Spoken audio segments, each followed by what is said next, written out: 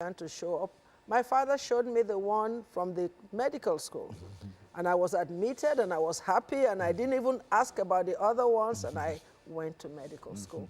So I had my initial medical training in Nigeria. And in Nigeria, we run the British system, which means you go to medical school straight from high school. So I was about 18 when I went into medical school. No college, then medical school No, directly? you go straight into medical school and you spend 6 years. If you didn't have advanced level, advanced high school. But if you had ordinary level, 5 years of high school, then you have 6 years in the university. So I had 5 years in college because I already had 2 years of post-secondary education. So then I was doing medicine like everybody else, and in Nigeria, medical school is 2 years preclinical and then 3 years clinical. And when you finish and you have your medical degree, you're going to go into junior residency. Junior residency means you're going to rotate through all the major specialties as a little doctor working under supervision. And during that time, you go through surgery, internal medicine, pediatrics, and OBGYN. And at that time, I began to realize that medicine was not a joke.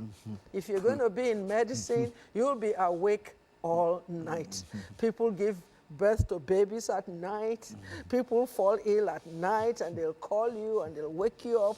And I started to look for the easy way out. And I realized that there was something called public health. In Nigeria, we call it public health, we call it community medicine. And I decided to go into community medicine because that is the specialty where you prevent things from happening. And I was thinking that if people can prevent all these things, why do they wait until they fall ill? So I went into preventive medicine. So by 1979, I think, I went to Glasgow in Scotland and I had my master's degree in public health. So my medical degree is from Nigeria, my public health degree is from Glasgow. And then I came back to Nigeria and I was involved in numerous World Health Organization programs that have to do with prevention. For example, I was involved in the expanded program of immunization where we had to try and immunize all children against the 6 deadly childhood diseases. That's measles and whooping cough and stuff like that. So I was doing that. I was also program director for what we call a primary health care program. Primary health care is supposed to be a program where everybody sees a primary health care doctor, and you cannot go to a specialist unless you're referred. So we have these little clinics in villages, we have little clinics here and there, and I did primary health care for many, many, many years. But at the same time, while I was doing all of this, I was doing it in a teaching hospital. So I had to teach. Very good. Doctor, let me interrupt here for our first commercial break, and then we'll pick up when we come back. And we'll be back with our audience following this very, very short commercial break.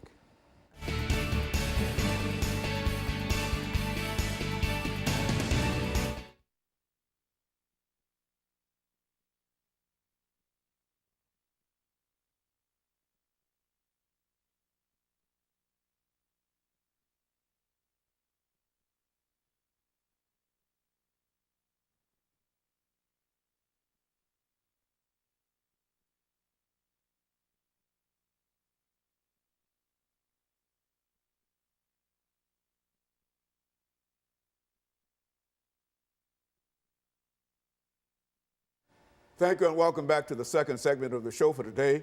We're talking to Dr. FUkoli, who is at Meharry Medical College, and the topic is preventing overweight babies. Dr. FUkoli, we started off by getting some information in reference to your background and experiences and et cetera.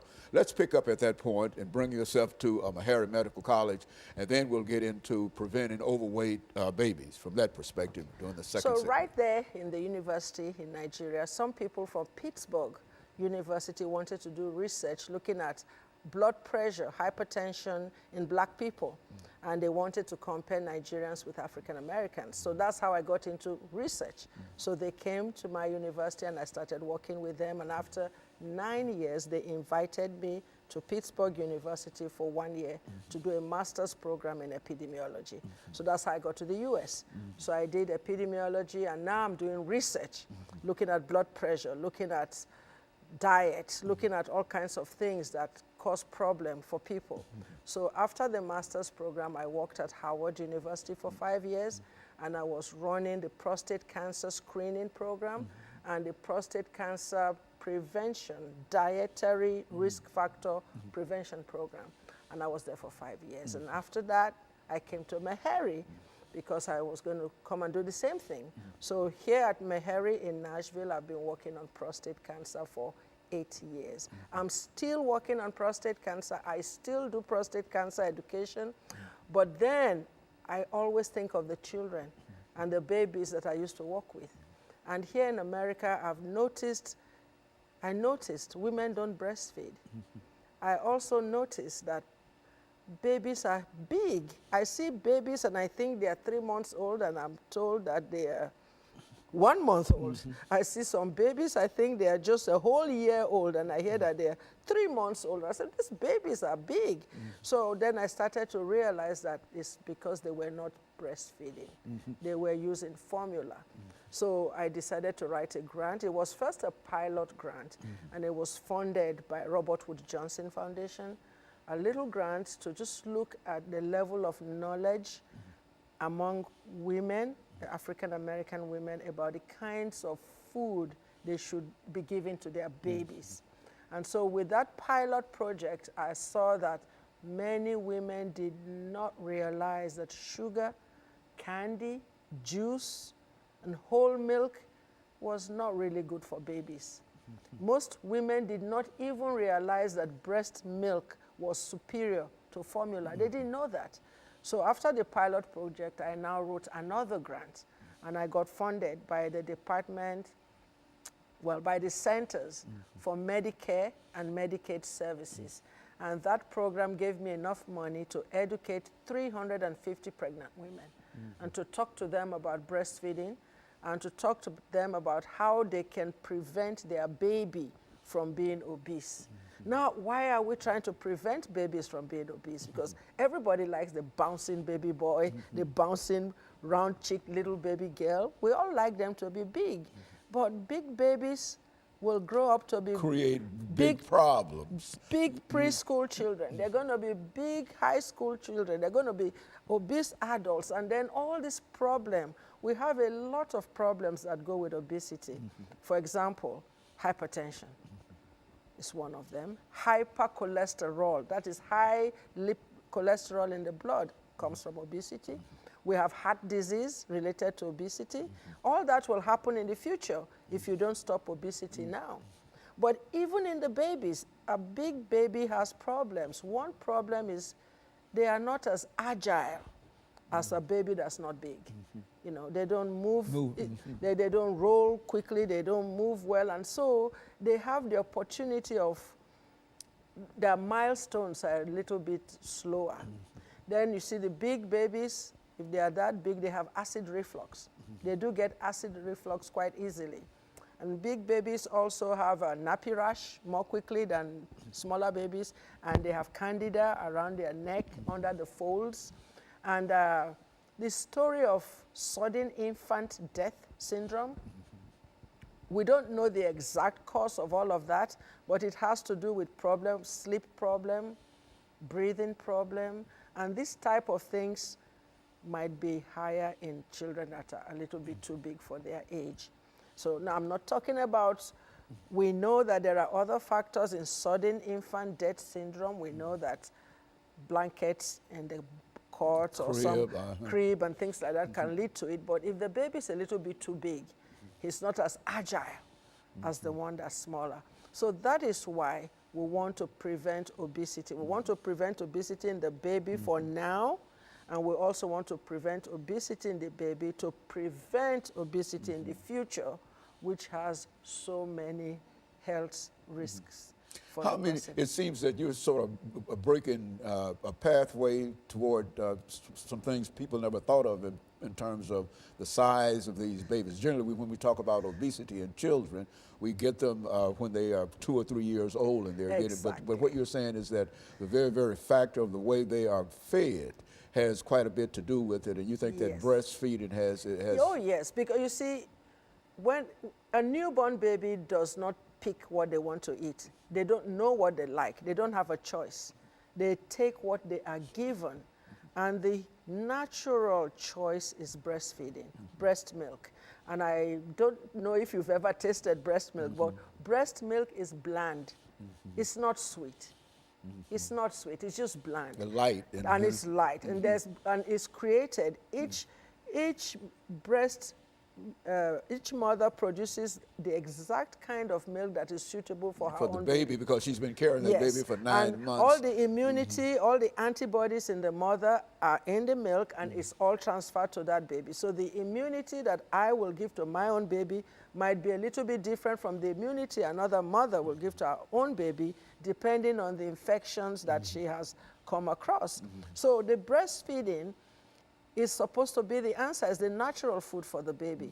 But the thing is, we have something competing with breast milk, and that is formula. Formula is competing with breast milk, and formula is advertised, is aggressively promoted, is pushed everywhere. In fact, it has been pushed for over 100 years, to the point where many people have forgotten about that breast milk is superior to formula. And that is why I decided that this is a program I have to carry out with a lot of passion, because I can see that most women do not know. Okay, very good. And Doctor, we're going to take our second commercial break. And when we come, excuse me, when we come back, we want to give you the final segment to talk about some of the things that you think that we ought to know in reference to preventing high-weight babies. And of course, we'll be back with our audience following this very, very short commercial break.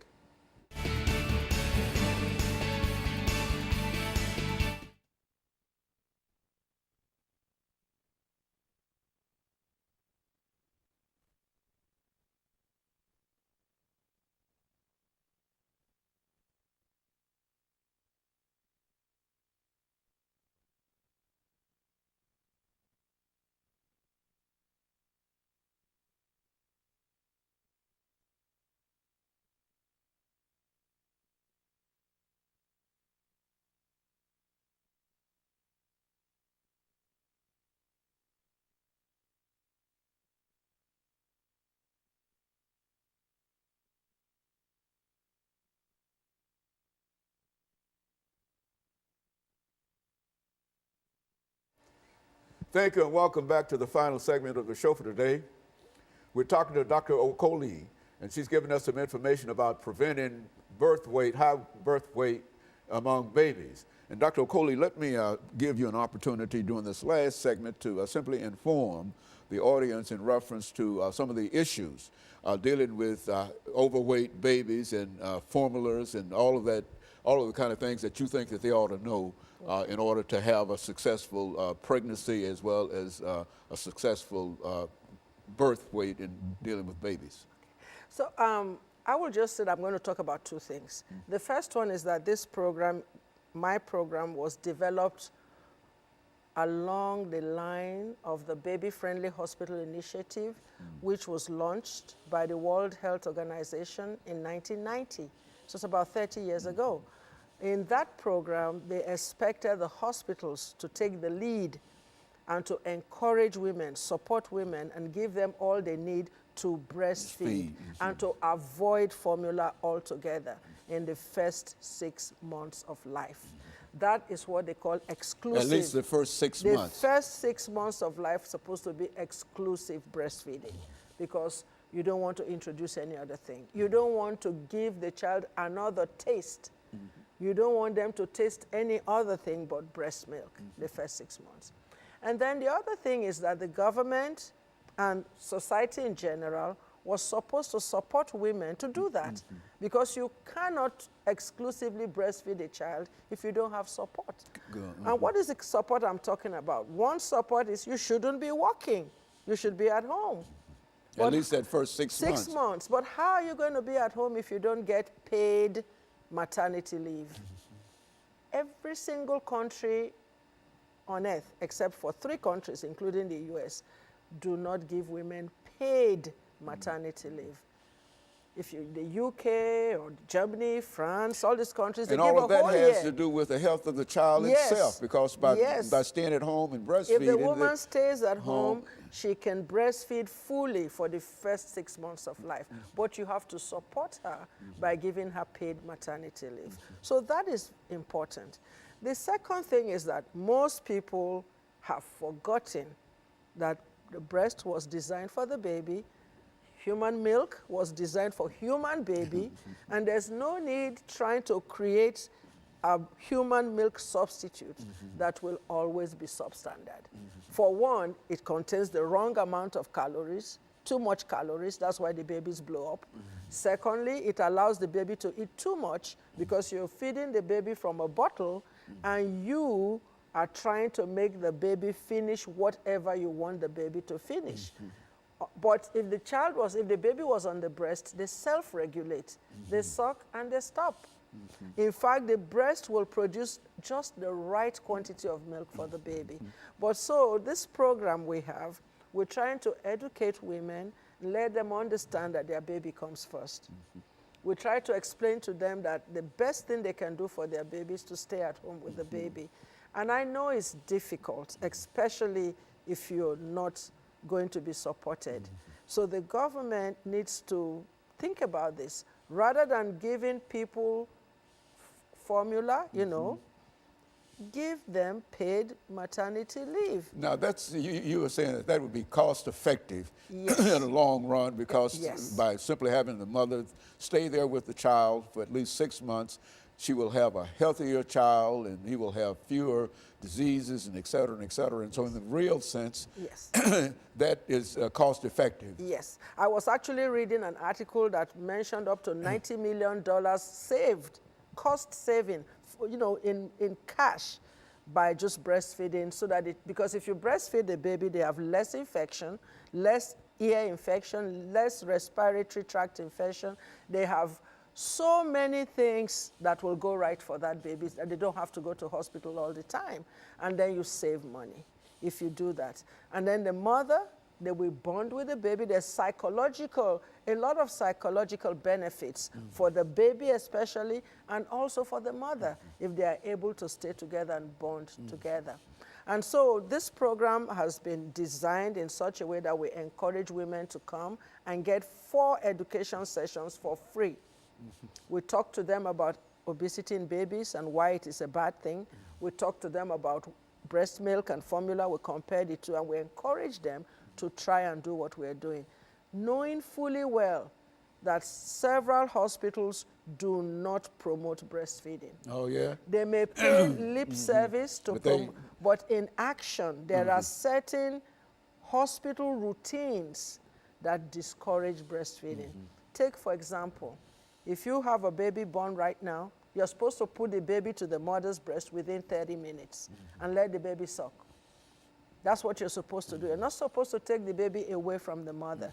And why do we say that? Because if a baby is born, it's kept on the mother's bosom, the baby will find the nipple and latch by him or herself. That's natural. It's natural. And that will send a message to the brain to do what we call the let-down reflex that will tell the breast that, oh, there's a baby there. And this will make the woman lactate. Like, she can hear the baby, she can see the baby beside her, she can smell the baby, she can smell the baby. All her senses will be stimulated to make the breast produce enough milk for the baby.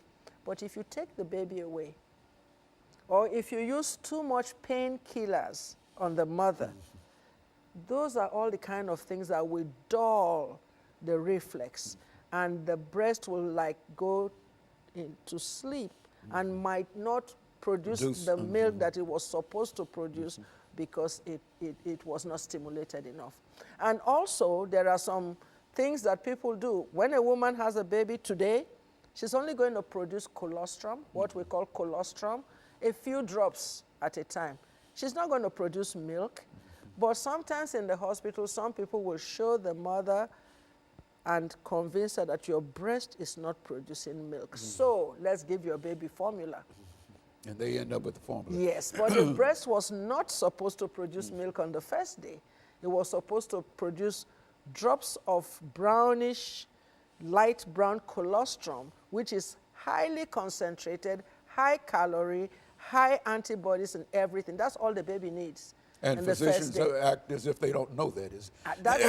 I believe that physicians know a little bit about breastfeeding, but in the last 40, 30 years, breastfeeding has been removed from the curriculum. They might, in the medical school, in the nursing school, they might mention breast milk and then go on and talk about formula. But now we have people called certified lactation consultants in the hospital. They are trained. They are trained to give proper and full breastfeeding education. But that's not enough. We want every doctor, every nurse to be trained. Everybody, not just a few. And so in my program, I try to talk to these mothers and I tell them, make sure you tell your doctor you want to breastfeed so that they will refer you to the lactation consultant so that you will know all there is to know about breastfeeding your baby. Now, what if somebody would like to know more about what you're doing, doctor, in terms of your research and your program and et cetera? What can you leave with us this morning in reference to how they can get in touch with you? I have a phone number. They can call us at 615-327-5670. Or they can get in touch with you at Meharry Medical College. Yes, I'm right there at Meharry. If they ask for Dr. FUkoli, and they say the pregnant women, the breastfeeding baby woman. Yes, ma'am. program, they will get to me. So I'm right there. And so you truly believe that this can really change the lives of mothers and children? Because I was there in Nigeria when we started the Baby Friendly Initiative in 1990, and it was like night and day. One day we were not breastfeeding, and the next day we were breastfeeding, the whole country, because we became baby friendly. In 1990. And so that's Nigeria now in terms of baby Nigeria and many other countries. America is becoming baby friendly from about 6 years ago. And in Nashville, a few hospitals are now baby friendly. 2 hospitals are Very baby good. friendly. And Dr. FUkoli, let me, thank you for coming by and giving us that excellent information in reference to